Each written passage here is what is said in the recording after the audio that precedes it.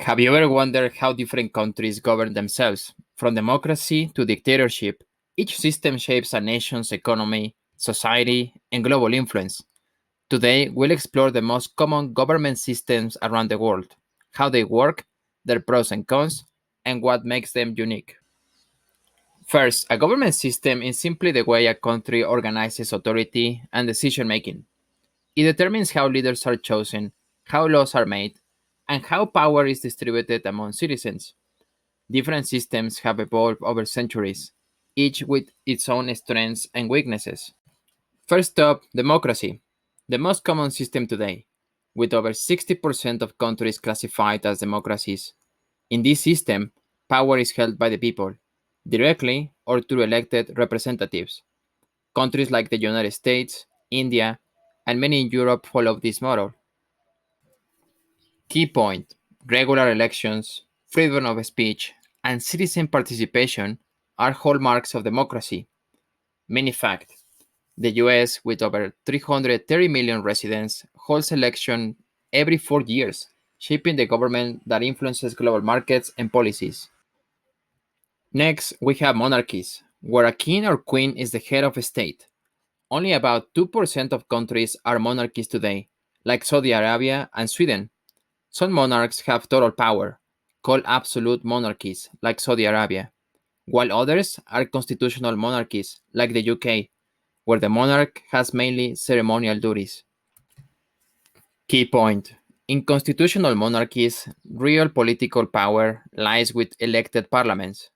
Interesting fact: the UK's monarch, Queen Elizabeth II, reigned for over 70 years, a record for a British monarch.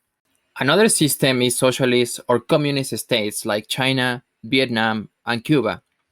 China alone has over 1.4 billion people. These countries are characterized by government control over major industries and central planning. Key point: the government directs economic activity, but may also encourage growth through policies like state owned enterprises. Example: despite a command economy, China's GDP has grown by about 6 to 7% annually in recent years, making it the second largest economy after the US.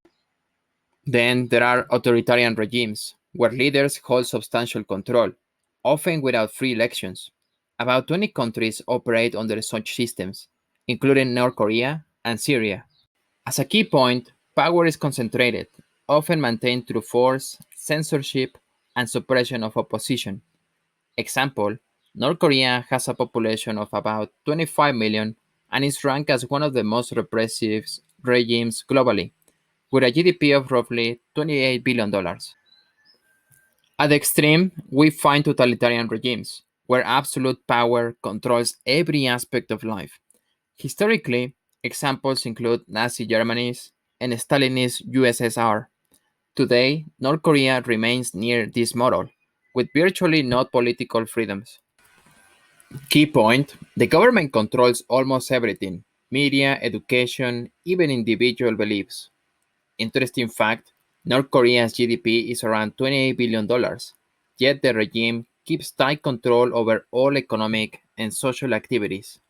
Many countries today operate with hybrid systems, combining features of democracy and authoritarianism. Think of Russia or Turkey, where elections occur, but with limited political freedoms or heavy government influence.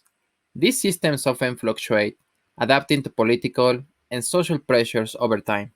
To sum up, governments can be broadly classified into democracies, monarchies, socialism, authoritarian, and totalitarian systems. Each has its numbers, advantages, and drawbacks, shaping the way nations grow and prosper. Understanding these differences can help you see the world through a more informed lens. If you enjoyed this overview, please leave a like, subscribe for more insights into global politics and economics, and share your thoughts below. Which type of government do you think works best today? Thanks for watching.